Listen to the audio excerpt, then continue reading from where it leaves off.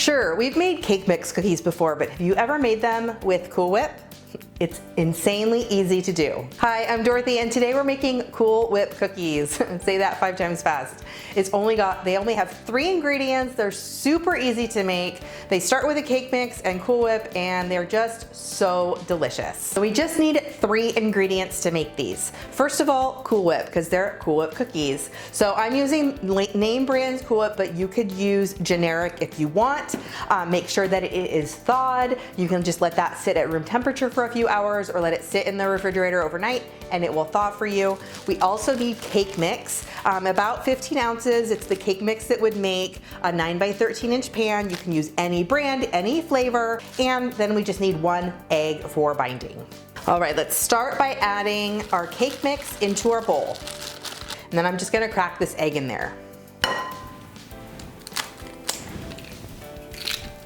Once we have our cake mix in our bowl, now we're going to add our Cool Whip.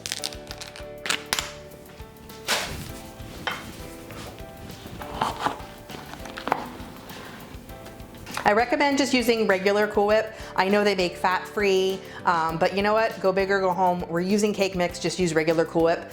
If you don't already, be sure to subscribe to my channel. I post lots of delicious desserts. I'm gonna use a hand mixer for this because it is gonna be a very thick cookie dough. It's gonna be very thick and very sticky. While you could mix it by hand, it's gonna be much easier to do it with either a hand mixer or a stand mixer. So let's mix this all up.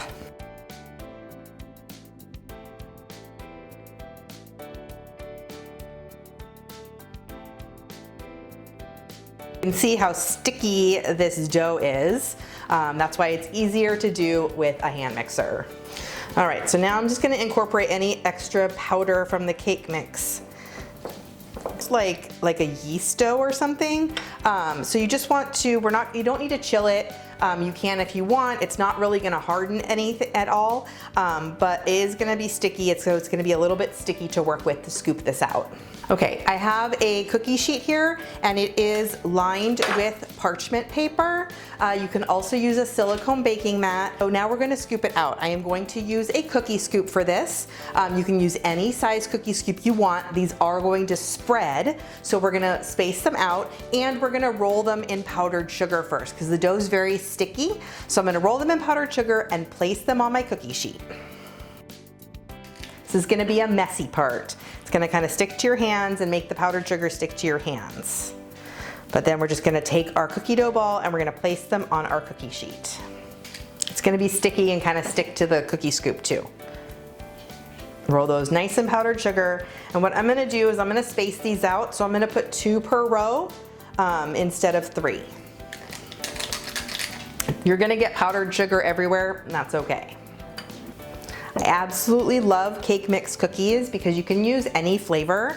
I love strawberry cake mix, red velvet, they have spice cake mix. So it's kind of fun. You can change up the flavors. You could probably add chocolate chips to these if you wanted, but they're sweet enough on their own. And the powdered sugar makes them so pretty that they're perfect for holidays too.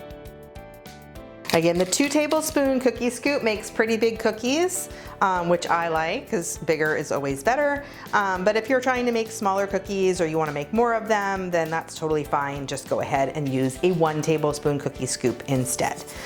And now I'm going to bake them at 350, which my oven's already preheated, and then I'm going to bake them for about 10 to 12, 13 minutes. Depends on the size, a little bit less, probably closer to 9 or 10 if you're doing them 1 tablespoon size. Bake them until they're gonna flatten, they're gonna crack, and you'll see all those little crackles in there, and they won't be glossy anymore when they're done baking. Now that the chocolate ones are done, you can see how gorgeous they are. They've spread quite nicely. The powdered sugar has created those crackly tops. They are just so pretty, and they smell just like chocolate cake. You can see how pretty they are.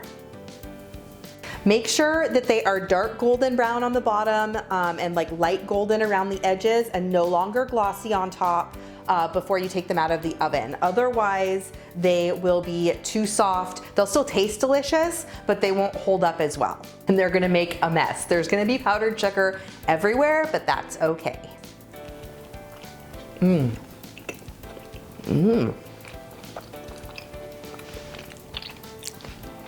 Ooh, those are really, really good. They're very delicate. Tons of that cake flavor. You cut one in half, you can see how chewy and soft they look inside. I can't wait to taste the chocolate ones. Tastes like I'm eating a piece of chocolate cake. Now that I'm wearing all the powdered sugar, I'm gonna go and eat some cookies. Leave me a comment and let me know which flavor you're gonna make first. I know strawberry is next on my list. If you don't follow me already, be sure to keep watching for even more desserts.